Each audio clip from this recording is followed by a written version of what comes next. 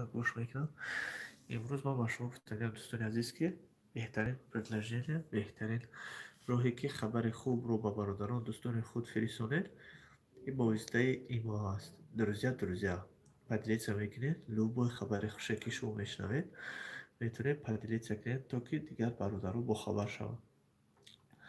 با امید یگان بلاگر نشین، با امید یگان بلاگر نشین که شما دا خبری نمیرسونه، برای که بلاگر هم همچون مثل شما آدم است. تو آدمی که نروا اگر در اونجا راهپولی نکنه، پول رسخوت نکنه، نرود در همون پاسالستا یا که در ایرپورت یک خبر یافته با شما نرسونه و یا یکم چی خبردار نیست دوستان عزیز. و همه شما این رو میدونید که بلاگرها 90%ش گپی راست نمیگن. برای چی گپی راست نمیگن؟ برای که خبرهای بر دروغ رو از هر کجا پیدا کردن مثل ما. مقصد از ما میگم تو کدام حالت ما هم بسیار سخنهایی که میکنیم برادرها بسیار باور میکنند که در حقیقت حاجی مقصد تو حق گپ میزنی. ما کوشش میکنیم که خبر نظم بیاویم، خبر درست بیاویم، اما با مرور زمان ایما وابستگی نداره.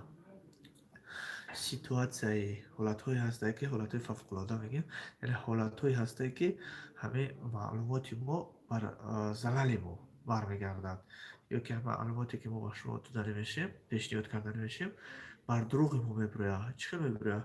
مقصد در حقیقت приказ пробовать пател که пател نسپره. 90% آدم نسپرید، 40% آدم از депортация نیو штрафшон کنن.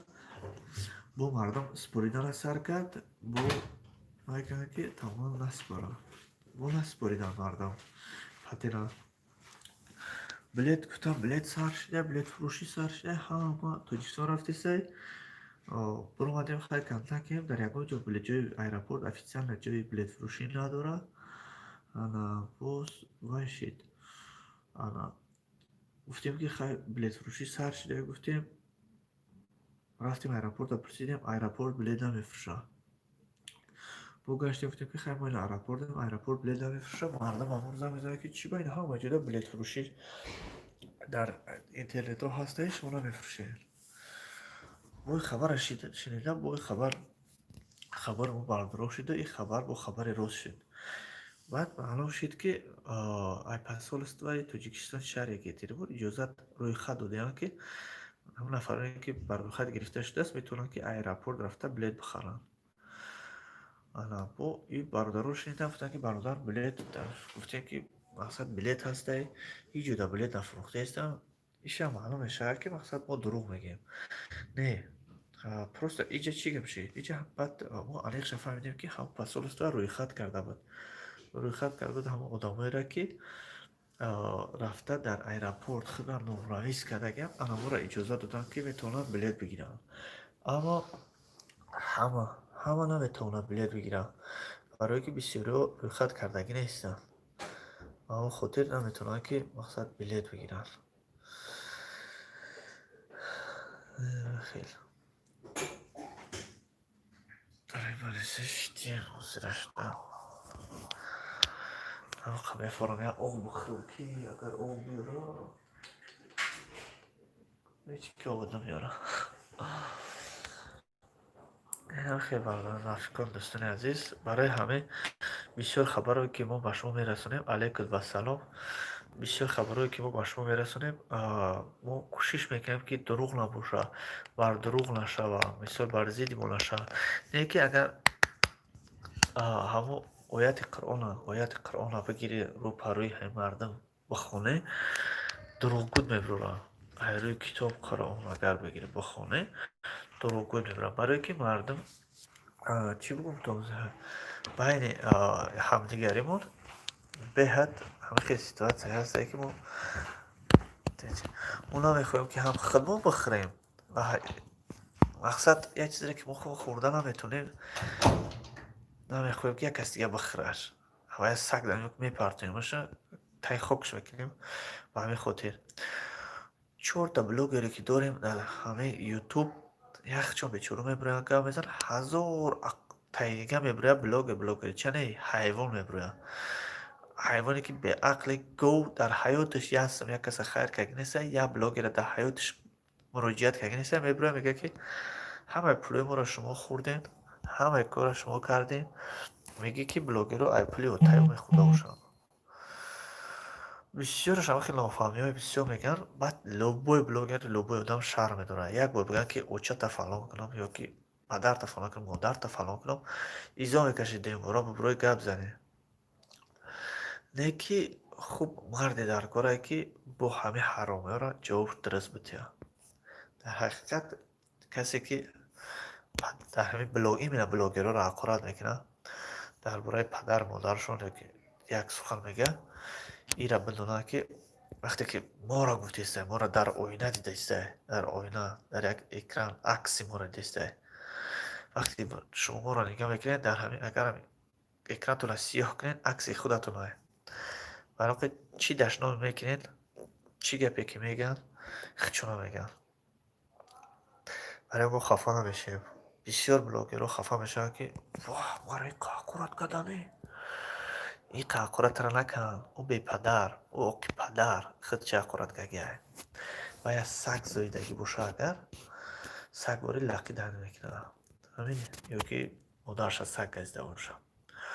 برای اون بعضی گپایی که میگن که نفرتت میره شما بخیر بعضی گپایی میگن که نفرتت میاد میگی پول همه یوتیوب پرتون برام شکر الله خدا ساز و علیکم السلام. اینه که مردی پر قوت باید قوت باشد و گپی هر حیوان گوش ندهد کاری خچه کردن گیره.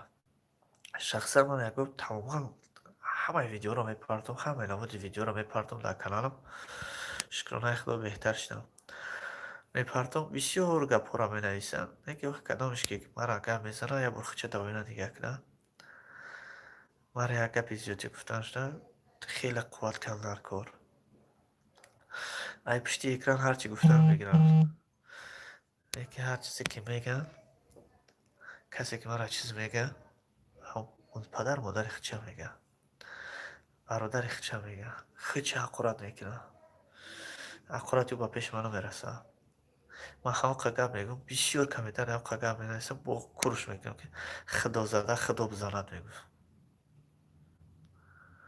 خدا زده خدا بزند میگم تمام راه ها نفس خیلی راهی نفس شکرانه خدا خیلی بهتر شده حالا که جا محکمه انشالله خوب میشه. برای خود دوستان عزیز ما بسیار وقت میبریم کوشش میکنیم که یکم خبر ما ای مجبوری مولا هیچ محلی کار نمیکنه یکم بلاگر ای مجبوری شایی کار نمیکنه خدا نگهبان تو باشه. ای بلاگر ای مالیش نه همچون یک خوبه ای شوق و حواس زیاد من ای بلاگری میکنم شکرانه خدا هیچ کمبودی ندارم. برای موقع بلاگرهایی که چیسته افیسیال مثال میکنن قرش روزانه چکور میکنن چی راهایی دیگه مثال استفاده برن یوتیوب میکنن اگه خیلی همون بی پدر حرام ده سوزتره که دشنام نمیکنن یک کسی دیگه را چون در اوینه یا نگاه میکنن سر لباسشون رنگ نموچون اهمیت میتن هستا زنده باش برد همین بلاگر لوبوی شبین آیسته آیسته سر فرماشون رفتارشون گفتارشون علیش میشه بغیره من برای چی برای که ویو در همچون ایدئال همچون نمونه باید برای نسل آینده را باشه برای که آنها حرکت میکنن شکرانه خدا سلامتی بهترش دیگه انشاءالله که بهبودی و خوب است. فکر میکنم که یوتیوبی تاجیک انشاءالله نصیب به یک جایی را میرسه که با همون دشمنان یوتیوبی تاجیک با چیزاشون فسمانه میشنن همه که زدن همه که گفتن همه که کردن بلاگرها نمرات پیش رفتن قفله بلاگرها زیاد شدن کم نه. برای ما در آخر ما گفتنیم که داغی هستیم که برادرانیم ҳама вақт сарбаланд бошам. Блогери тоҷик ба пеш. ҳар коре ки метавонед барои пешрави ютуби тоҷик бикунед. худо нигаҳбонтон бошад. инро фаромӯш накунед ки ҳар коре ки мекунед барои худи шумо фоида дорад. ҳар коре ки шумо мекунед иншоалло аҷраш аз ҷониби худо аст. рост мегӯяй, дасти хичон ҳечи намеояд. худо нигаҳбонтон бошад. бале